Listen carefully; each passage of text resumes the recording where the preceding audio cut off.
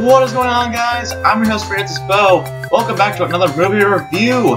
And today we are reviewing Teenage Mutant Ninja Turtles Out of the Shadows. This is, of course, the sequel to the 2014 movie Teenage Mutant Ninja Turtles, produced by Michael Bay, directed by Jonathan Leesman.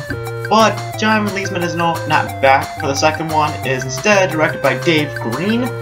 And I kind of get it. Green. Turtles are green. Is that why the director? Okay, whatever. But yeah, I just came back from seeing it a couple hours ago, and I'm gonna give you guys my input on it. And this will be a no spoilers review. I don't think I'm gonna do a spoilers review, but you know, just in case any of you guys just hop online and say, "Why'd you spoil the movie?" This is just a non-spoiler review, just so everyone's happy. So, first thing is, let's get to our positives, then we'll get to my negatives, and then we'll get my overall impression of this movie. So the first thing I gotta give props to the movie for is the Turtles are on screen for a very good amount of time. The first movie had a complaint was that they didn't have much screen time, and they devoted a lot of the screen towards Megan Fox and Will Arnett's characters. But in this movie, I'm happy to say that the Turtles do get a lot more screen time, and you actually feel a little bit more emotionally connected to these Turtles than you do the first movie. For example, Leonardo, you get to learn more about him. You get to learn more about why Raphael's mad, and you just get to feel a lot of connections with these characters, and it's really good to see that in this movie, and it's really nice to see it because honestly, when I heard a sequel for this movie was coming, I admit I thought this movie was going to do worse, but it actually turned out to be better just because of that one thing. They just added more turtle scenes, and that was what I wanted. So that's one of the biggest positives I can give on this film, is that we got more turtle action, which is something that a lot of fans and myself wanted for another Ninja Turtles movie. But the other thing that I gotta give props to is Stephen Amell as Casey Jones. He actually did you know what? I respect a lot of people in this movie because they don't really play their roles, they just play themselves mostly. And Stephen Amell did a pretty good job playing himself in the movie. But as Casey Jones, I think he could have been better, but I think that he did a good job for the most part. And this is pretty much an origin story for Casey Jones, so I think that we might see more of him when Ninja Turtles 3 comes out. Believe me, that'll be a Ninja Turtles 3. They gotta complete the trilogy, and you know, this movie's gonna make some money, because I was sitting in that theater and there was a lot of kids, and but still, yeah, I know this movie's gonna make a lot of money just because of so many kids are gonna go watch this movie, and I'm trying to figure out something. Well, I'll get to my negatives, but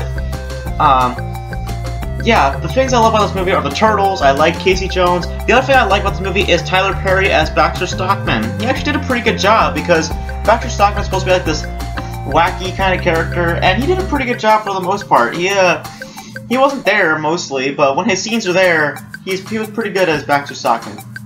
I already said my piece about Megan Fox as April O'Neil. She's okay. I mean, she's not terrible. She's not great. She's just there. Same thing with Will Arnett. He's a good Vernon Fenwick, and you know, whatever. So, and also the last thing I really gotta give praise to is Bebop and Rocksteady. They were actually pretty good. They actually brought it in the movie in terms of acting. I think it was Sheamus, which was one of the WWE people who came on this movie, and also I forgot who the other dude was who played Bebop. But still, they did a pretty good job. Their lines were getting repetitive throughout the entire film, but they did a pretty good job for the most part in the film.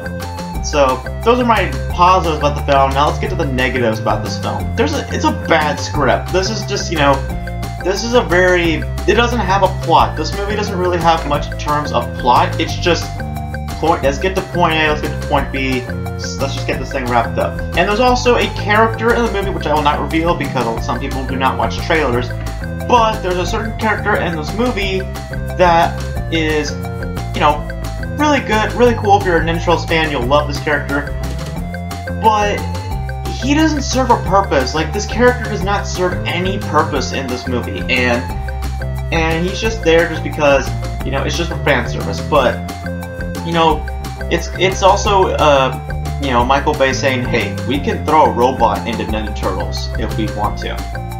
There's also a Transformers Easter egg. I geeked out when I saw it, and yeah, find it. It's in the beginning of the movie. Just watch that Day of the Dead scene that you saw in the trailer where Michelangelo just comes out and looks at the people dancing in the Day of the Dead.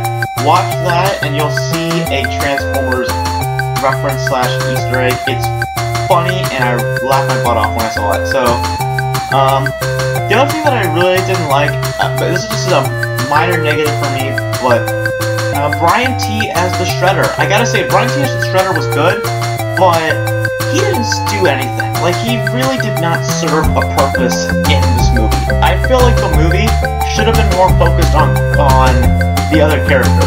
And, you know, the Shredder, you know, he's supposed to be this evil character. It's supposed to be like the biggest baddie of the Ninja Turtles. But in this movie, he doesn't really be a baddie all that much. He's just there just because, and, you know, he doesn't really have much to do except, you know, just being the leader and just barking off orders. But he does bring into it the performance with Shredder. I mean, it's just that he doesn't really serve much of a purpose in the movie. And, oh yeah, I forgot. Man, let me go back. I'm sorry. There's one other positive I like about this film, and that is Splinter. They totally fixed Splinter in this movie. He's no longer that vicious-looking rat that he was in the first movie. He definitely looks a lot better, and the Turtles themselves look a lot better too. That's just not positive.